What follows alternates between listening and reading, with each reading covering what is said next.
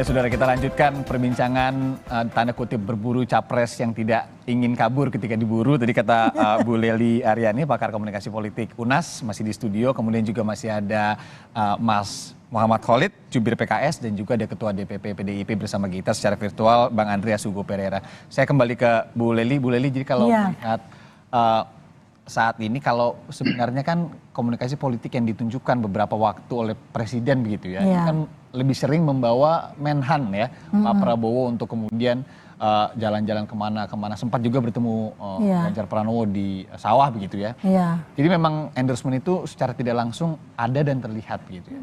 Tapi pertanyaannya sekarang tiba-tiba Ganjar juga dicalonkan menjadi calon presiden, kemudian nama Prabowo ini juga menjadi calon presiden, apakah mungkin begitu ya, ini akan terulang lagi presiden ketika Prabowo Subianto akan sedikit menurunkan naluri politik begitu ya? Bila harus menjadi cawapres nanti ya, atau diminta menjadi cawapres. Pertama memang kan media komunikasi politik itu kan ada 4. Yang pertama organisasi, yang kedua interpersonal, yang ketiga media massa dan media sosial, dan yang keempat itu kelompok kepentingan. Artinya yang paling utama memang organisasi. Jadi sepanjang yang dilakukan Presiden misalnya seperti mengendorse Ganjar, mengendorse Prabowo atau yang lain-lain gitu. Pada akhirnya kan partai politik yang menentukan. Apalagi di PDIP itu kan memang Bu Mega diberi hak suara. Satu-satunya yang punya hak suara untuk menentukan itu Bu Mega. Maka tentu itu juga kan dikomunikasi. Jangan lupa loh, tanggal 21 April ketika Ganjar diumumkan, pengantarnya Bu Mega itu kalau diruntut, dibaca, didengar dengan hati-hati, betapa positioningnya ingin menunjukkan sebenarnya ada keterlibatan dari Pak Jokowi dengan konsultasi, entah itu dengan dialog politik yang dilakukan Bu Mega dan Mbak Puan sekaligus. Bahwa didengar juga begitu? Didengar ada kalimat ini dengan tidak ada perbedaan dan sebagainya. Itu saya apresiasi karena saya perempuan ya. Artinya tetap memposisikan ada keterlibatan 2 tokoh lain di PDIP, yaitu Bu Mega dan Mbak Puan juga, yang ditugaskan untuk berdialog dengan partai-partai politik. Waktu itu tempat ke Pak Prabowo kan, juga berdialog dengan Pak Jokowi sendiri, sehingga akhirnya kemudian diputuskanlah bahwa Pak Ganjar sesuai dengan kapasitas, kan mereka partai politik yang punya suara terbesar, yang punya tiket sendiri untuk mencalonkan presiden, masa mencalonkan orang lain. Inilah yang saya kritik di banyak partai politik lain, termasuk Demokrat, Nasdem atau PKS dan yang lain-lain. Mereka itu mengaku partai kader, tapi sepertinya tidak punya kader yang ingin diusung gitu loh. Nah ini artinya kan bagaimana menyiapkan kader-kader potensi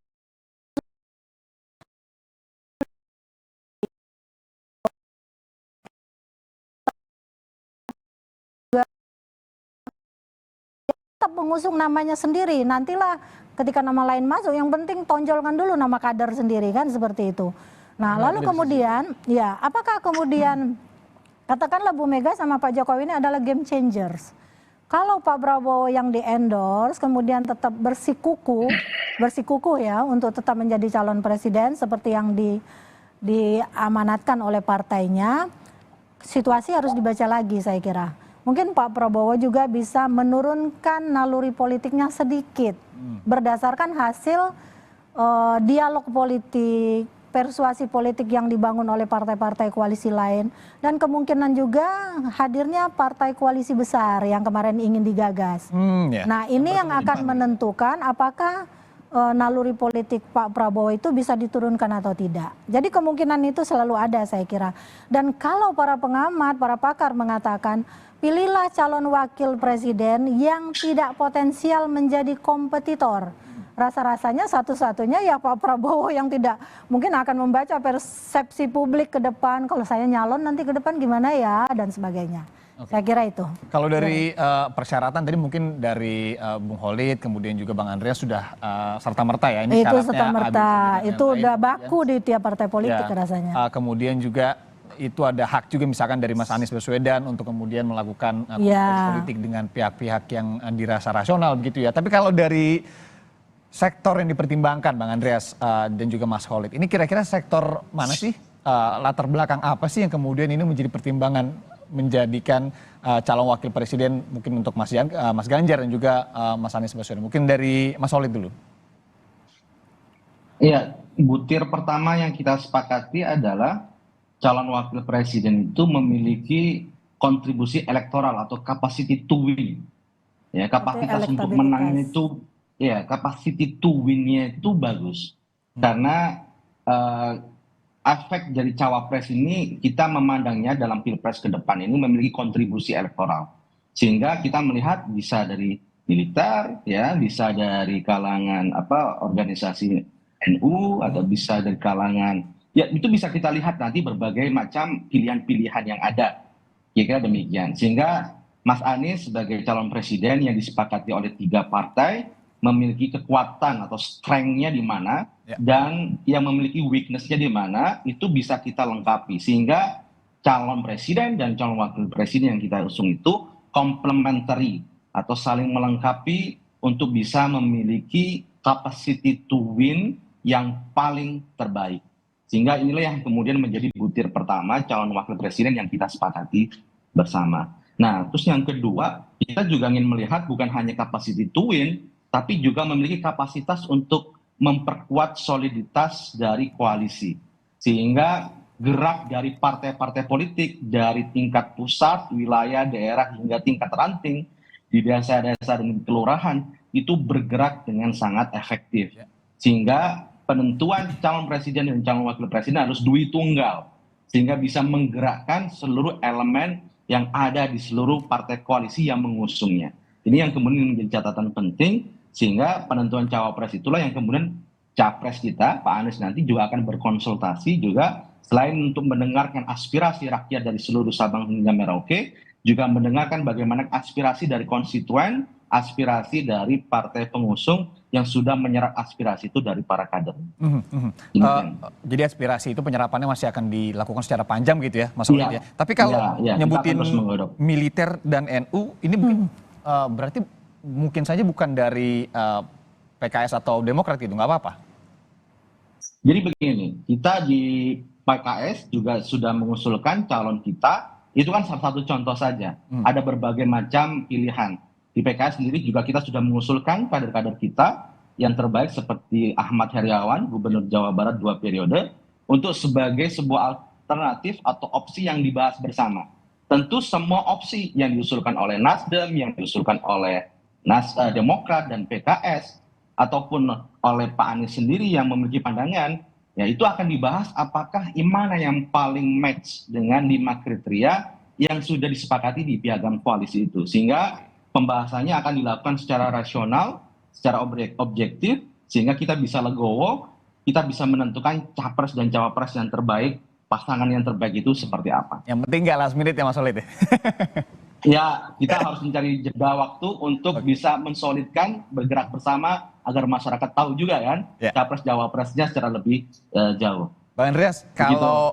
kalau melihat ke belakang begitu ya, PDIP kalau tadi Bu Leli menyebutkan pola, ini sepertinya pola-pola cawapresnya ini kan dari kalangan-kalangan religius atau bisa dibilang umat muslim gitu ya. Kalau kita lihat 2014 Pak JK, kemudian juga 2019 apalagi Kiai Haji Maruf Amin, sebelumnya juga Bu Mega sendiri ketika menjadi presiden ditemani wakil dari P3 yang kemudian juga melekat secara kental begitu keislamannya. Apakah ini juga akan menjadi prioritas untuk 2024 melihat nantinya dinamikanya atau ada kemungkinan tidak?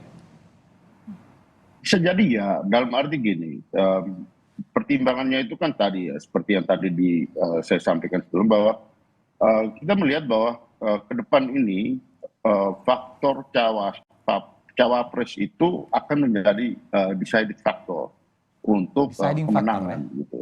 Jadi faktor yang akan ikut memberikan kontribusi gitu, dan kontribusinya mungkin akan menjadi kontribusi yang cukup besar gitu.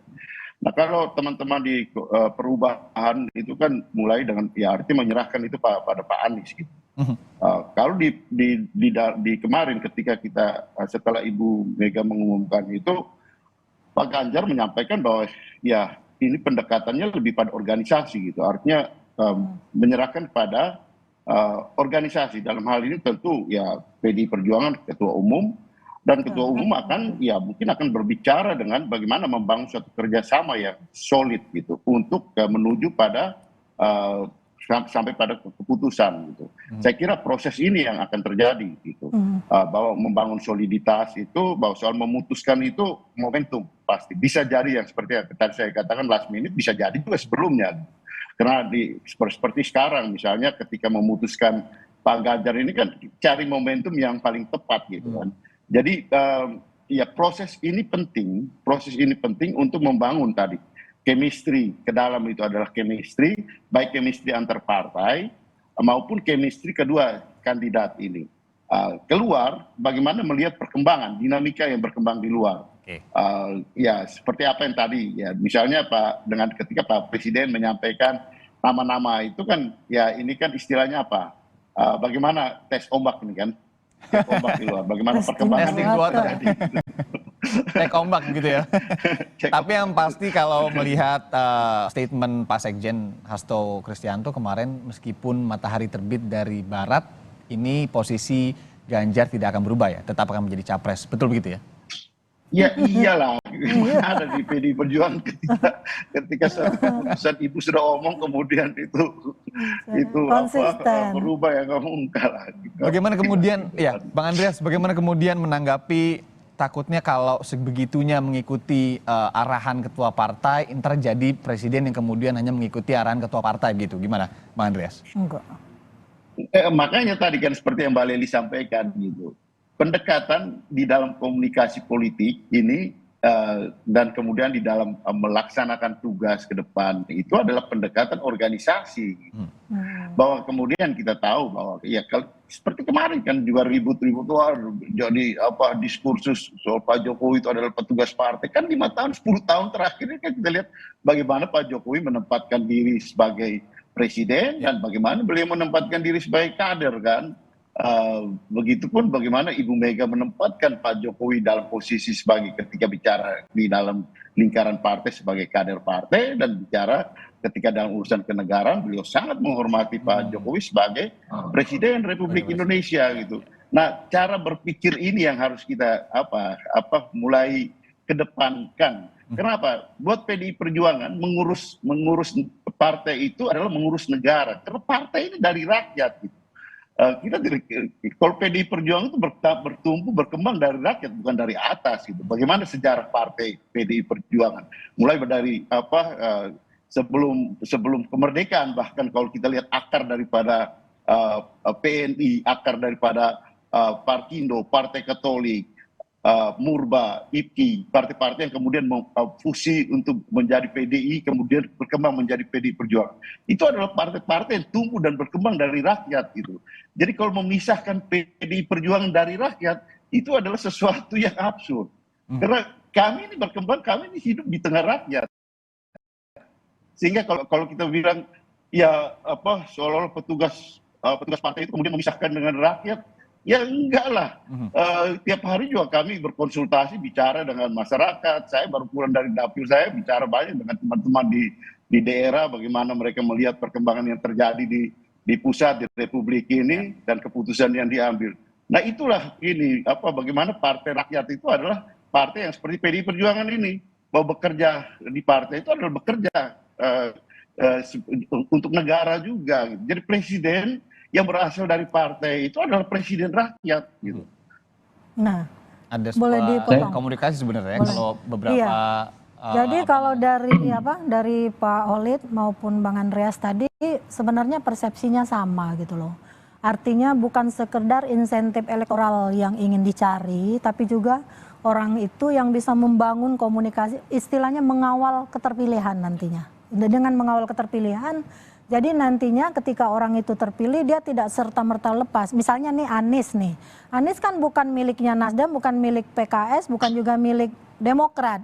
Lalu enak aja lu 3 partai ini yang penting gua udah terpilih, kan nggak mungkin seperti itu. Nah komitmen ini yang harus dibangun benar-benar matang. Kadang-kadang kan meskipun tertulis, kalau politik itu kan konsisten untuk tidak konsisten.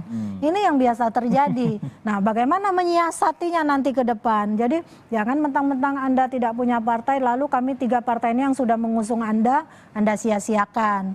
Kalau PDIP udah jelas, berarti orangnya orang partai. Jangan dengan demikian, yang penting saya kan dipilih rakyat, bukan partai yang milih saya. Loh, kalau bukan partai yang menentukan dia untuk dicalonkan kan tidak juga.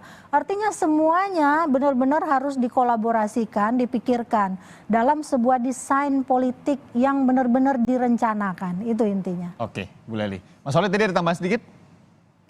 Ya, sedikit saja. Jadi sistem konstitusi kita itu memberikan sebuah desain namanya presidensialisme. Sehingga koalisi yang terbangun adalah koalisi presidensial. Sehingga presiden memiliki mendapat mandat dari Konstitusi Indonesia 45 sebagai leader di situ untuk membentuk koalisi. Sehingga disinilah kemudian PKS, Nasdem, dan Demokrat menyuarakan suara rakyat melalui partai dan kemudian memberikan mandat kepada presiden yang akan memimpin nanti untuk membangun koalisi presidensial sesuai mandat konstitusi tersebut. Sehingga inilah yang kemudian kita tugaskan juga di salah satu poin itu adalah bagaimana capres yang sudah kita sepakati bersama membangun koalisi itu, memimpin koalisi ini sebelum dia memimpin bangsa ini ke depan. Demikian. Oke, itu ya tadi ya. Tentu ini bisa dibilang walaupun di Sapa Indonesia Pagi tapi tidak terlalu pagi lah untuk ngomong karena memang sudah disebut juga oleh Pak Presiden Jokowi kemarin. Jadi nggak ada istilah lebaran juga loh Bang Andreas. Karena ini juga ngomongin bagaimana kemudian nanti gosip politik itu nggak ada lebarannya, lebaran terus gitu. Lebaran terus. Karena ini juga ngomongin gimana kemudian memimpin negara 5 tahun ke depan, memimpin 270 juta masyarakat Indonesia nanti. Tentunya kita juga pasti ingin yang terbaik di posisi presiden dan wakil presiden. Pasti. Iya. Bu Leli Aryani, pakar komunikasi politik dari UNAS. Terima kasih. Bang Andreas Hugo Parera, Ketua DPP PDI. Terima kasih. Kemudian juru bicara PKS Muhammad Holid. Mas Holid, terima kasih. Pastinya ini bukan perbincangan terakhir terkait ini karena politik ini lebaran masih terus. Panjang. Terima kasih Bapak-bapak dan Bu Leli. Ketemu. Assalamualaikum semuanya. Saudara, usai jeda kami masih akan kembali dengan sejumlah informasi lainnya. Tetap di Sapa Indonesia Pagi.